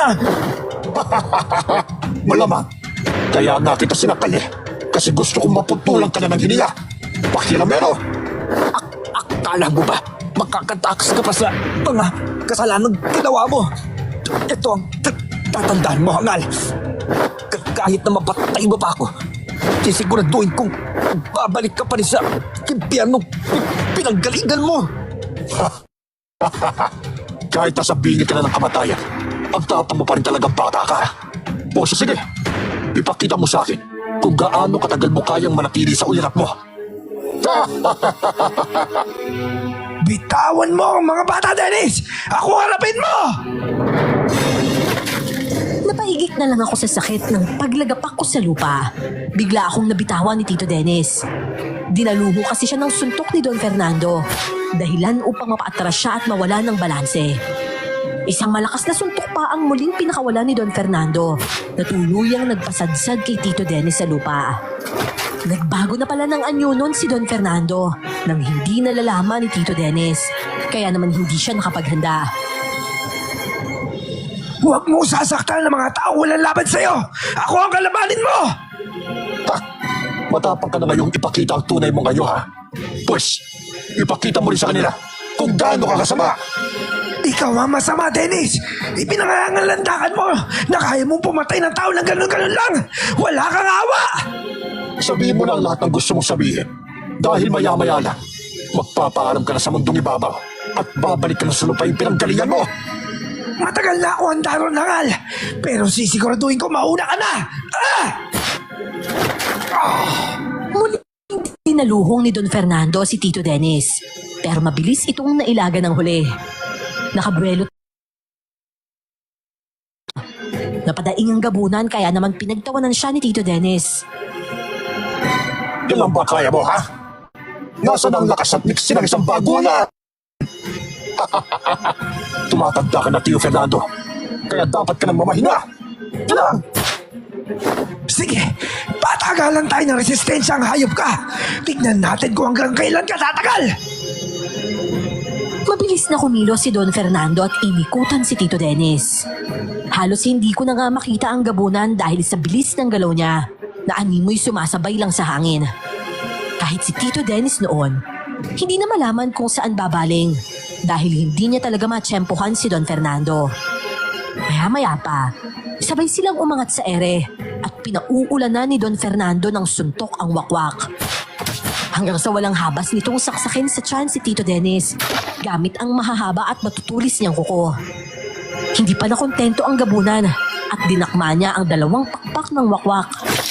Gamit ang malakas niyang puwersa, binali nito ang mga yon. Dahilan upang mapaangin ng malakas at kakilakilabot ang wakwak. Ayok kang matanda ka. Anong ginawa mo sa mga pakpak ko? Naapektuhan ba ng suntok niya ang utak mo? Eh di syempre binali ko. Tignan na lang natin kung makalipad ka ba. Kangal, akala mo ba mapapatay mo ko dahil ang binali mo ang mga pakpak ko? Pues, nagkakamali ka, tanda. Ipapakita ko sa'yo kung paano mamatay ng nagmamakaawa. Gawin mo, Dennis. Huwag ka puro dada. Dahil baka bumalik din sa'yo yung mga sinasabi mo. Jared, dali ka na! Pumasok ka na muna sa loob! Pero, baka kailanganin ni Don Fernando ng tulong. Pero may sugat ka, Jared! Gasgas lang ito, Angeli. Malayo sa bituka. Ang tapang mo talaga, no? Gusto mo talagang tumulong? Eh, siyempre. O sige, eto ang punyal. Kapag nagkaroon ka ng pagkakataon, itarak mo yan sa dibdib ng aswang. Sa pinakagitna dahil doon nananahan yung mutya ng pagkaaswang niya. Sige, tatandaan ko yan. Tila ba nanonood lang noon ng live action movie ang mga tao at walang bahid ng takot sa kanilang mga muka. Manghang-mangha pa nga sila noon sa nangyayaring labanan sa pagitan ng 2 aswang. Napapailing na lang talaga ako sa ugali ng mga taong yon. Imbis na magtago, nakuha pa talaga nilang manood. Ano, tanda? Kaya mo pa ba? Eh, bakit kasi hindi ka na sumuko ng mapadali ng pamamahinga mo? Naibang ka na yata, Dennis. Ako nga dapat magtanong yan sa'yo eh. Hindi mo ba nakikita yung sitwasyon mo? Maawa ka naman sa sarili mo at sumuko ka na matapos na to. Na matapos na yung paghihirap mo. Asa ka, tanda? Mauuna ka muna. Bago ako. Ngunit sabay-sabay na umulan ng asin at binalatang bawang noon. At si Tito Dennis ang puntirya noon. Natatamaan din si Don Fernando, pero parang baliwala lang sa kanya ang mga pangontrang yon. Napapadaing na lang noon si Tito Dennis dahil pihadong mahapdi na ang balat niya dahil sa tama ng mga asin at bawang. Kaya naman nang mawala ang atensyon niya kay Don Fernando, kaagad siya nitong dinamba. Hindi nakapalag si Tito Dennis dahil sa bigat ng gabunan. Kaya naman nang tumingin sa akin si Don Fernando, hinawakan ko ng mahigpit ang pilak na punyal. Ngayon na, Jared! Itarak mo lang sa dibdib niya! Bawa ka, iho. Bukong papatayin. Oo, Tito Dennis. Naawa ko sa inyo. Pero hindi ka rin naman naawa sa mga pinatay at kinain mong tao, hindi ba? Kaya magpaalam ka na sa mundong ito. Halimaw!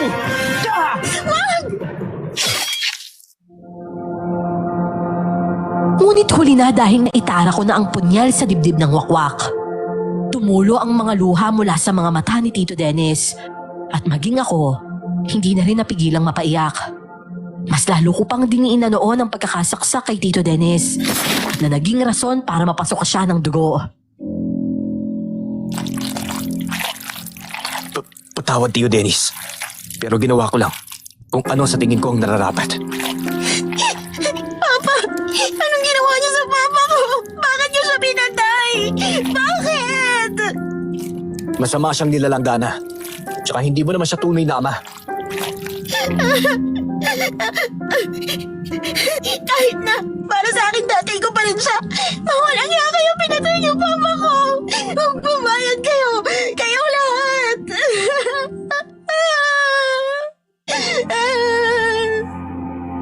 Patawad. Hayaan mo muna si Dana iyo. hayaan mo muna siya magluksa sa pagkawala ng kanyang ama. Hindi ko ginustong mangyari to. Pero ito ang mas makakabubuti para sa marami. Sana paunawaan mo, Dana. Para rin to sa'yo at sa kinabukasan mo. Maya-maya lang, dumating din ang mama ni Dana at hinatak siya nito palayo sa nooy wala ng buhay na katawan ni Tito Dennis. Inutusan naman ni Don Fernando ang mga tao na silaban ang bangkay ng aswang na agad naman nilang ginawa. Tinupok ng apoy ang bangkay ni Tito Dennis, dahilan upang maglupasay si Dana sa lupa. Mahal na mahal niya talaga si Tito Dennis, kahit paalam naman niyang hindi niya ito tunay na ama. Kinabukasan, nalaman na lang namin na umalis na sa baryo sina Dana at ang mama niya. Sila naman kasi ang naging pulutan ng chismis ng mga chismosa na parang walang ibang alam gawin kundi ang mangialam sa buhay ng iba. Awa naman, di naman natin ginusto mangyari ang lahat ng ito eh. May kasalanan din kami ng Kuya Jeremy mo. Kung dati pa lang humingi na kami ng tulong, nagawa na sana ito ng paraan at wala na sana iba pang inosente ang nadamay. Pero, nangyari na ho ang nangyari, Tita Olga. Magsilbi na lang ho sana itong leksyon para sa ating lahat. Hindi sa lahat ng oras, pera ang solusyon sa mga problema natin. Magagawa naman ho yun kasi ng paraan. Tama ka naman dyan. Nagsisisi nga rin talaga ako eh. Namimiss ko na kasi ang Tito Ben mo. 3 taon na siyang hindi umuwi. Miss na siya ng mga pinsan mo, lalo na yun si Maki. Naiintindihan ko ho. O siya, magkape na lang muna kayo at magluluto lang ako ng almusal. Habang nagkakape ay nagpa siya akong mag-open na muna ng social media account ko. Saka naman may dumating na mensahe mula kay Angeli. Ang sabi niya, magbibigay raw ulit sila ng goods para sa mga tao. Lalo na daw yung mga namatayan.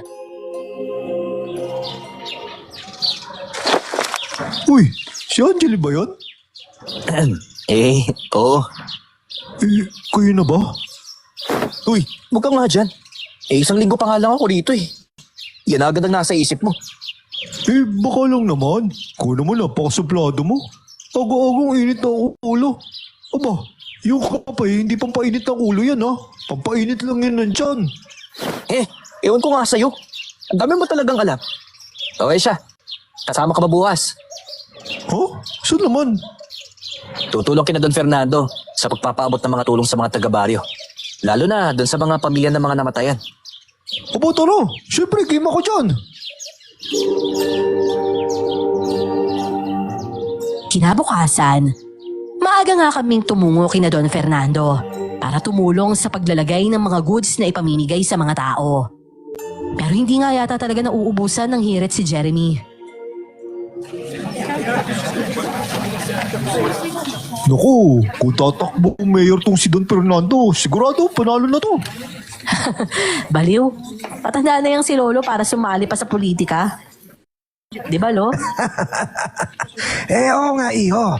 Gusto ko na lang sana tumulong sa kapwa. At gamitin yung natitirang oras ko para sa mga makabuluhang bagay. Sabi nga nila, live life to the fullest. Pero hindi naman ho namamatay aswang, di ba? Unless na patayin sila na sadya. Hindi kaya luwan nila yung mutya ng pag-aswang. Bakit? Gusto mo bang saluhin? Naku, huwag na lang ho. Salamat na lang. Kontento na ako sa lakas ko ngayon bilang tao. Saka gusto ko pong makapag-asawa, no? Pwede ka pa rin naman mag-asawa kahit aswang ka na. Bakit ikaw ho walang asawa? Di po ba apo mo lang naman sa pamangkin niya si Angeli? Napabuga na lang ng hangin noon si Don Fernando dahil sa dami ng sagot ni Jeremy. Kahit kami ni Angeli noon, napapangisi na lang dahil sa kadaldala ng pinsan ko. Tulad ng dati, marami na namang tao ang pumila ng nasa multipurpose hall na kami ng baryo. Ang iba pa nga sa kanila, nakikipagkamay at todo pasalamat pa kay Don Fernando. Dahil sa pagtulong at pagliligtas niya sa baryo, laban sa masamang aswang. 1 buwan din ang matuling lumipas at dumating na ang araw ng pagbalik ko ng Maynila. Bibisita ka naman po ulit, di ba Kuya Jared? Oo naman. Magpapakabait ka ha. At saka, huwag kang lalabas ng ikaw lang. Lalo na kapag gabi. Hindi natin alam kung may masamang aswang ulit na mamimiktima rito sa baryo. Mas maigi na mag-ingat. Opo, kuya. Tita Olga, maraming salamat po sa pag-aalaga sa akin habang nandito ako, ha? Wala nga naman yon, iyo. Siya, sige na, baka mahuli ka pa sa flight mo. Mag-iingat ka rin, ha? Sige ho. Gamit ang tricycle ni Tito Dennis, inihatid ako ni Jeremy papuntang terminal. Iniwan kasi ni Dana ang tricycle pag alis nila at kay Tita Olga ibinigay ang susi. Dumaan pa ako noon sa bahay ni na Angeli, pero ang sabi ng katulong, wala raw sila roon at maaga pang umalis.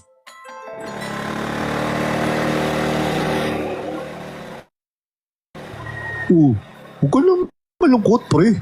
Magkikita pa naman kayo ulit ni Angeli. Saka friends naman kayo sa FB, di ba? Mag-video chat na lang kayo. Baliw. Hindi ako nalulungkot, no?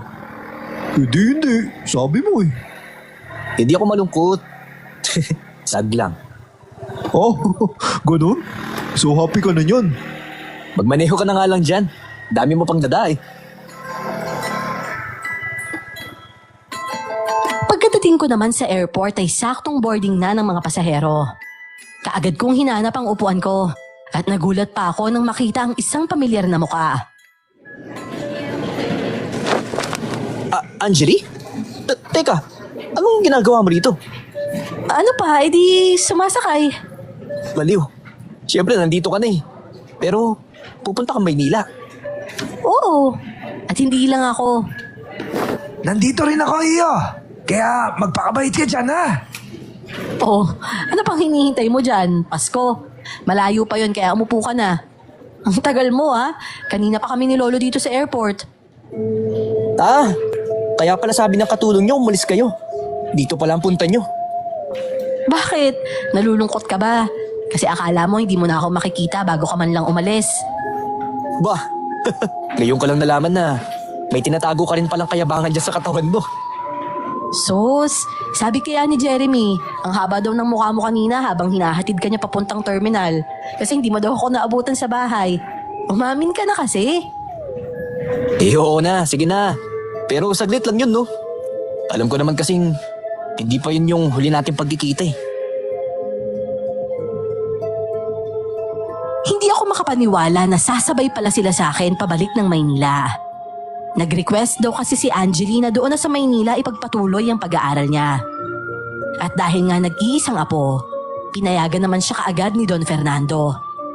Sa parehong school ko pa nga siya nag-enroll nang magkolehiyo na siya para mabantayan ko raw siya, sabi ni Don Fernando. Third year college na ako nang mag-first year college naman si Angeli. Sa ngayon po ay may trabaho na ako. Samantalang si Angeli naman, naghihintay na lang ng board exam at opo, nililigawan ko po si Angeli sa permiso po ni Don Fernando. Hanggang dito na lamang po ang sulat ko, Miss Clar. At hihintayin ko po ang pag-ere nito. Maraming salamat po at naway tumagal pa ang pagtampok ninyo ng mga kwentong aswang na talaga namang kinalilibangan naming pakinggan. Ako po muli ito, si Jared. Lubos na gumagalang.